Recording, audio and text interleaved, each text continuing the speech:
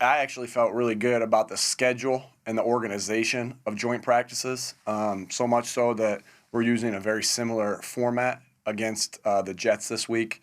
You know, I just got off the phone not too before practice with Coach Sala, and we worked some things out. So, I really liked what we got out of that work against the Patriots and looking to duplicate that this week. Go ahead, Dave, and then Bo. And Nick, we obviously saw Jalen Hurts out there today. What have the last few days been like for him? Yeah, just resting his body as you would with any illness and getting himself back. He went through walkthrough yesterday, recovering his body, and obviously he was out there and slinging it around today at practice. Bo, and then Tim McManus. Hey Nick, after watching the tape of the game on Thursday night, who stood out in a good way that maybe you didn't notice during the game? You know, I think really we didn't play well, as we all know, right? We didn't block well enough. We didn't tackle well enough. We didn't get off blocks well enough. We didn't catch well enough. We didn't teach our fundamentals well enough as coaches. And so, you know, it wasn't pretty, as we all saw. And but you know, through that, you still do see some performances that you like, and there was definitely that. You know, in particular, I think a couple of the linebackers played well, and I thought a couple of the tight ends played well. Go ahead, Tim, and then John Clark. Nick, with Jalen not able to go in the preseason game on Thursday, has it changed your calculus at all about this upcoming preseason game as it applies to playing him and maybe a couple of the other starters? Again, that's going to be something that we evaluate every day. We're going to get we got a great practice today, a very high energy, competitive practice today in our indoor facility that we just got out of. And then obviously tomorrow's a travel day, a walkthrough day, and a travel day for us. And then we're going to get 2 really good practices against the Jets. So that's just something that we're going to continue to evaluate. Again, like I said, for the past couple games, I'd hate to give you an answer and then it not play out. So that's something that's under constant evaluation. We're going to see how the work goes against the Jets and make a decision after that. Go ahead, John, and then Zach. Hey, Nick, 3 weeks from today, you're going to open your season. And a lot of the young guys talk about the details with which you teach them, not only on the field, but in the meeting rooms and stuff like that. Are the young guys and Jalen Hurts with the offense where you want them to be at this point in the preseason, heading into the last 3 weeks, getting ready? I think you're always going to be like, you know, especially when you're not ready to play, you're not playing tomorrow, right, or playing today. You're always going to be like, hey, we got more work to do. We got more work to do. We got more work to do. And I think that's anybody that's in a growth mindset is going to think that way. So, and that's what we are. We want to get better every day, and our success is not on, hey, did we win this practice here? Did we get better today? Is really our mindset. So we look at it, John, is that we have 3 more weeks to get ready for that first game. And so are we where we want to be right now? No, because we got 3 more weeks to go until we get there, and we're anticipating ourselves getting better every single day. And that's been the players' motto, and my motto is like, hey, your rent's due. I know Jalen said that your rent's due every day, and when you pay your rent every day, you get better every day. Go ahead, Zach, and then John McMullen. Hey, Nick, not trying to read too much into results, but you speak a lot about situations, and third downs in both these preseason games have been a problem. That the defense hasn't done much stopping them. You guys haven't converted them. Is that a matter of game planning, that when you have plays installed, it's different, or is that an area where you think you need to, I guess, fix right now? Both answers, yes. Right. We getting the game plan, when we get into game planning a little bit more for the season games, then yes, we'll get our guys in better positions, attacking the coverages that we want to attack. Same thing on the defense, attacking the protection schemes the way we want to protect them and matching up their route concepts.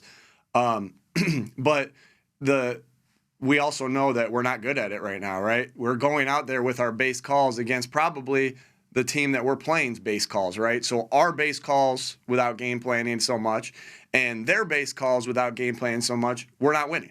That's as simple as that. So we have made an emphasis. You know, I think you guys saw when we were out at practice today the third down jamboree, and we've actually done that after both games, and we started that, and it's before that game too that we're just trying to put an extra emphasis on it. And so, yeah, it's not where we want to be. And so, again, yeah, the emphasis is on it during practice like it was today. John and then Martin.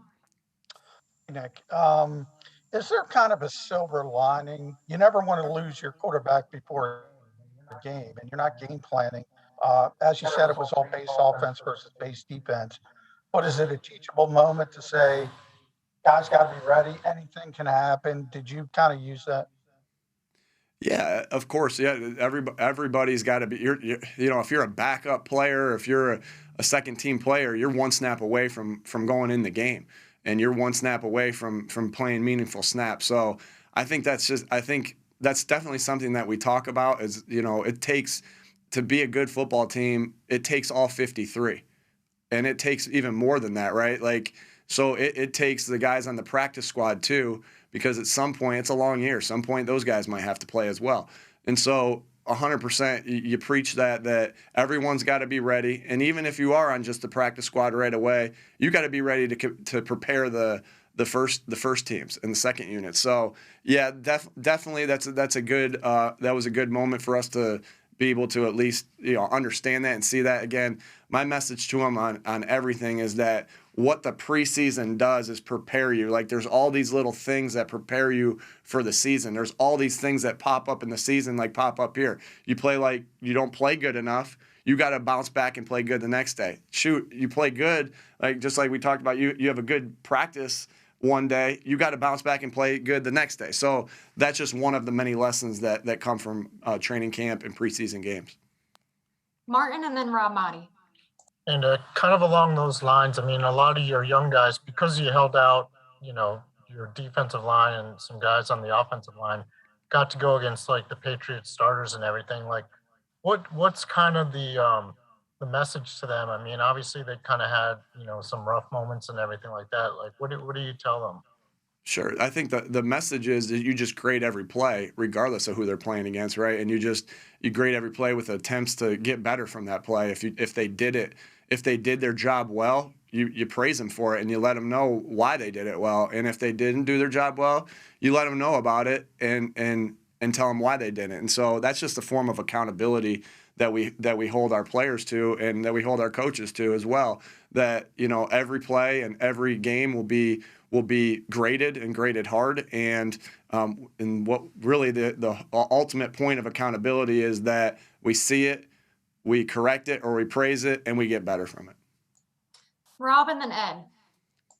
Hey, Nick, how much more emphasis or value do you put on what you're seeing out of guys in the joint practices when it comes down to roster decisions and competition and battles than you do out of what you see in the preseason games? I think it's just another tool, right? And I think that we're all of them are being everything, even the practices that aren't joint practices are being evaluated, and meetings and how guys are working in meetings and thinking in meetings and how, in walkthroughs. It's all just a tool. Like, some are weighted different than others, sure. Like I'm saying, the practices and the preseason games and the joint practices are weighed a little heavier than a walkthrough, a lot heavier than that.